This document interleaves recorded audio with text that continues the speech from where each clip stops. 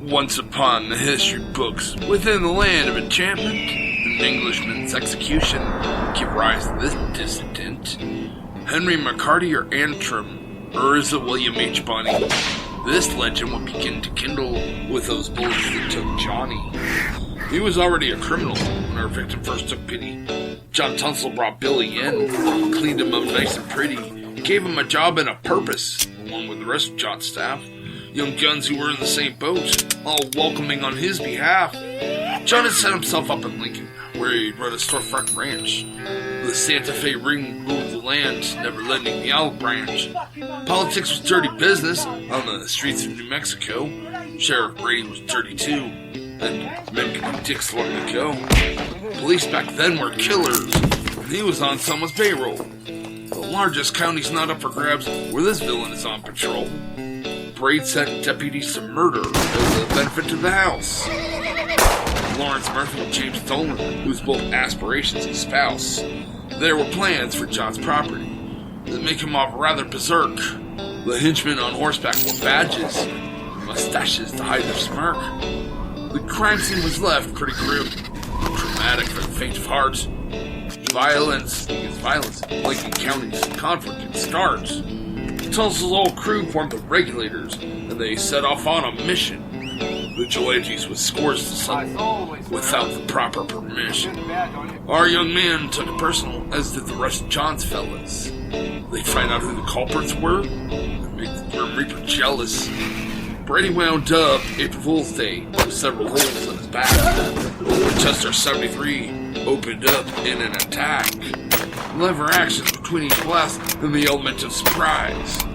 Blood, smoke, mashed with loud echoes, and anyone on that end dies. Round after round in a little time, with some empty casings to fling. The smoke settled on fugitives. Law of the land dictates a string.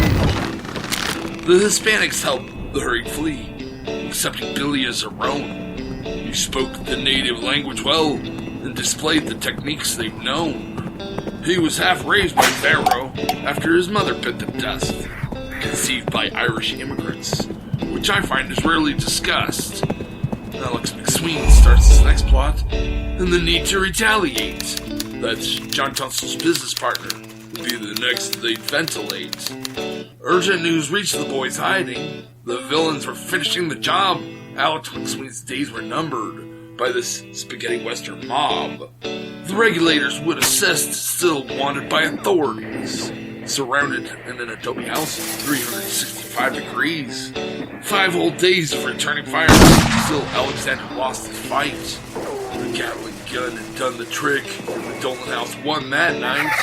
Now the law tried to smoke them all out. When Billy Kid first took the reins, he was younger than his colleagues, but possessed the wit and the brains. They'd escaped this armed escapade, only to battle further on. All to rally behind justice, some say 18 kills where they'd gone. As time progressed, more cowboys fell, and the president took notice. Excuse the turn-by-turn rundown. I have no idea who knows this.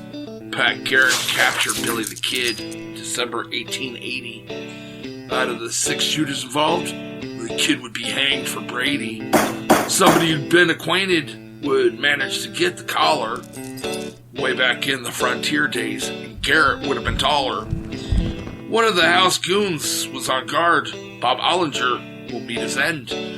He'd brutalize his prisoners. He'd settle his hash and offend. With no proper containment cell, chains to the floor would suffice. Billy would bide his time planning and slipping out of his device. From that second-story office, Billy's manacled limb for limb.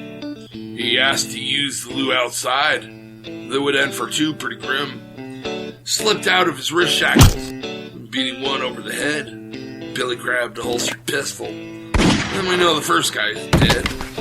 Our jailbird from the 2nd floor, as Bob was on the street below.